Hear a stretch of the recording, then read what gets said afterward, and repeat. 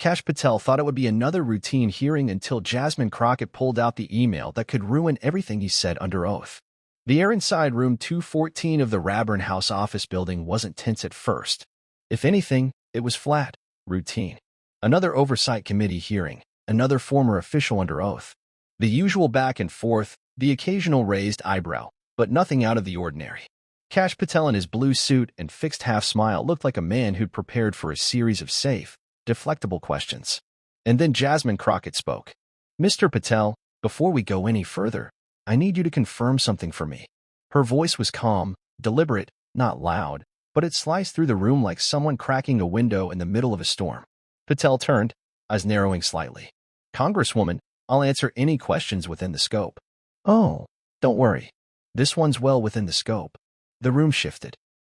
You couldn't hear it, but people sat up. You could see a couple aides pause their note-taking.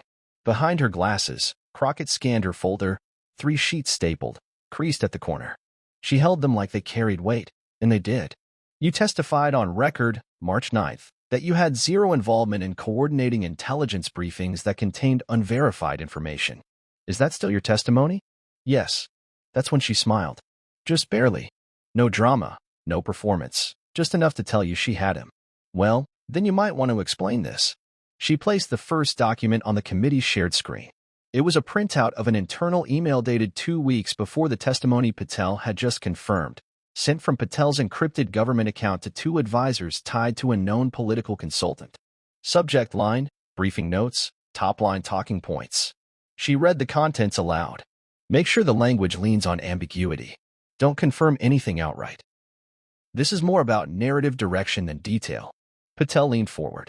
"Congresswoman, I need to see the full context." "I'm glad you said that." She cut in because I've got the full thread and the attachment. Another pause. Not from her. Him. You could see his throat tighten. He blinked a little faster. Representative Hall, seated 2 chairs down, muttered something under his breath. Cameras caught it. He didn't think they would, but they did. It looked like he whispered. "Oh, damn." Crockett kept going. "This isn't about politics," she said. "It's about perjury. It's about manipulating government resources to push a false narrative and doing it while under oath, which last time I checked is a federal crime." The buzz in the room grew. Journalists in the gallery started shifting in their seats. One had her phone already up recording. "I came prepared today because facts matter, and what I'm holding," Crockett said, holding up that crease-stapled packet, "are facts you didn't think would surface." Patel turned to his attorney, whispering now. They didn't look alarmed yet, but the kind of quiet that means we didn't plan for this. Crockett didn't even wait. She kept pressing. "You say you didn't coordinate these briefings, but the timestamps, recipients, and phrasing all contradict that. I'm curious. Do you stand by your earlier testimony under penalty of perjury?" "A beat. I'll invoke counsel's advice before I respond," Patel said. "And you should," she said, not missing a beat. "Because I've got more." Her time was nearly up, but nobody looked at the clock. Somewhere outside the frame, a producer in a cable news control room whispered to a team member, "Clip this. Get it on the ticker now." This wasn't a hearing anymore. It was a reckoning. And Jasmine Crockett had just taken the wheel. But what most people didn't know was that this wasn't her first time calling out someone far more powerful.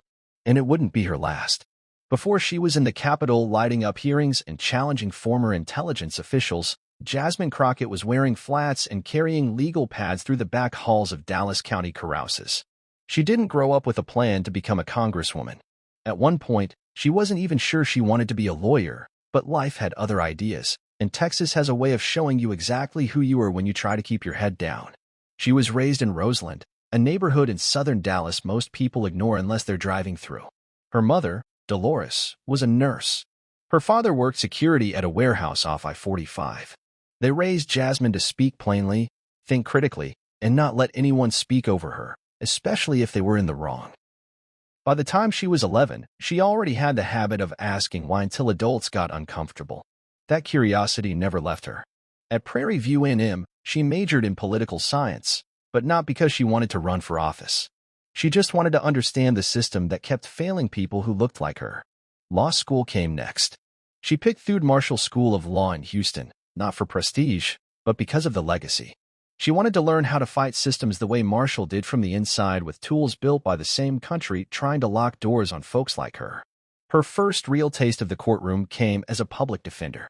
And if you've never stood next to someone facing 15 years for a nonviolent offense while the prosecutor flips through their file like they're reading a menu, then you wouldn't get what kept her going. It wasn't glamour. It wasn't recognition. It was rage, focused, honed, and sharpened into purpose. She handled cases most attorneys passed on. The ones with missing witnesses, scared families, crooked stops, and judges who rolled their eyes the second a client walked in wearing county blues. Jasmine wasn't there to win popularity. She was there to make sure the truth didn't get buried beneath bad paperwork and indifference. But there was one case that changed everything. It involved a 17-year-old boy named Devin from Oak Cliff. He'd been accused of stealing a cell phone during a fight outside a liquor store. There was no video, no witness, but he was charged with robbery and facing up to 20 years. The arresting officer said he had probable cause based on matching description. The only problem, that description was black male, around 6 feet, black hoodie, which described about 60% of Oak Cliff that week. Jasmine went to work. She tracked down store receipts, phone records, even found a school attendance sheet proving Devin was sitting in algebra class when the fight happened. Still, the DA pushed for a plea deal, 5 years. When Jasmine refused and demanded a trial, the judge told her she was wasting the court's time. She didn't blink. Devin walked out free 6 months later. Charges dismissed. After that, she started getting calls, civil rights groups, local organizers, eventually political aides. They saw in her what the system hoped she'd burn out of herself. Resolve. She never planned to run for office, but when the Texas State House seat opened up, people pushed her to try. She won, then won again, then ran for Congress. By the time she reached D.C., the rooms got fancier, but the fight didn't change. People underestimated her. They always had. But Crockett had learned a long time ago that it's better to be overlooked in the beginning. It gives you time to stack your ammunition while no one's watching.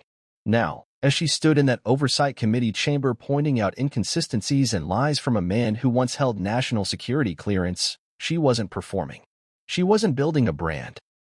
She was doing what she'd always done, exposing the cracks before they shattered people's lives. But to understand how Crockett landed such a devastating blow in front of the entire country, we need to look at the moment before she ever opened her folder. That morning, Jasmine Crockett arrived at the Capitol just after 7:45. Early enough to avoid reporters, late enough to see who was already there. She walked through the east entrance, badge on her blazer, earbuds in, listening to the same 12-minute loop she played before every hearing. Old school monotone with a little Artha. Not for mood, for mindset. Upstairs in the committee prep room, her aide, Alicia, was waiting with a stack of documents and a look that said, "It's all in here. Triple CH checked, indexed, ready." Crockett didn't say much. She never did on hearing days. She just nodded, took the packet, and found a corner by the window. Outside, people were already lining up. Cameras, commentators. An intern nearly tripped on the curb trying to get a shot of Patel walking in. They knew this was going to be a moment, but they didn't know how big. Inside the hearing chamber, the vibe was cold, but polite. Representatives made small talk. Staffers whispered about dinner plans. Kash Patel entered with a smirk and a team of lawyers 2 steps behind him. He wore that polished calm that people in power tend to perfect.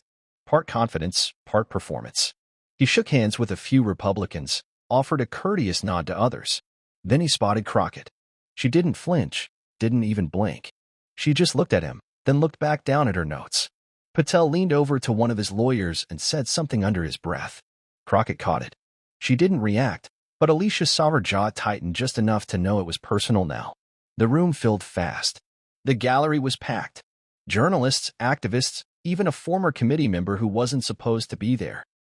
They all had the same instinct. Something's coming. The chair opened the hearing.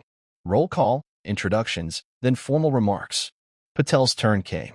He raised his right hand, swore his oath, sat down, and launched into a carefully worded statement that had clearly been edited by legal teams. He spoke about cooperation, oversight, and clarity in times of uncertainty. He said the word transparency.